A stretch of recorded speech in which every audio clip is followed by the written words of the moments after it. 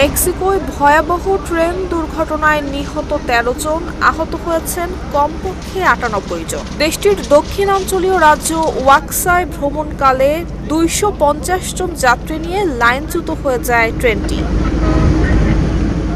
সামাজিক যোগাযোগ মাধ্যম এক্সে দেয়া এক পোস্টে দুর্ঘটনায় নিহত এবং আহতদের প্রতি গভীর সমবেদনা জানিয়ে দেশটির প্রেসিডেন্ট ক্লদিয়া শোনবাউম বলেছেন, হাসপাতালে চিকিৎসাধীন ৩৬ জনের মধ্যে অন্তত ৫ জনের অবস্থা আশঙ্কাজনক। তিনি আরও জানান, রেল এবং রেলওয়ে পুলিশের জ্যেষ্ঠ কর্মকর্তারা ঘটনাস্থলে পৌঁছেছেন এবং নিহত ও আহতদের পরিবারের সদস্যদের বিভিন্ন সহায়তা দিচ্ছেন। দেশটির অ্যাটর্নি জেনারেলের দপ্তর থেকে এক বিবৃতিতে জানানো হয়েছে, এরই মধ্যে দুর্ঘটনার তদন্ত শুরু হয়েছে।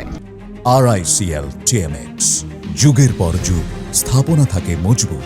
প্রশান্ত এবং আটলান্টিক দুই মহাসাগরের অববাহিকায় অবস্থিত মেক্সিকো মহাসাগরের তীরবর্তী বিভিন্ন শহর বন্দরের মধ্যে সংযোগ স্থাপনের জন্য ১৯৯৯ সালে আন্তঃমহাসাগরীয় রেল নামে একটি বিশেষ রেল পরিষেবা চালু করে দেশটির সরকার। এই পরিষেবার সার্বিক দেখভালের দায়িত্ব নিয়েছে মেক্সিকোর নৌবাহিনী। যে ট্রেনটি লাইন থেকে বিচ্যুত হয়েছে সেটি আন্তঃমহাসাগরীয় রেলের অন্তর্ভুক্তই একটি ট্রেন।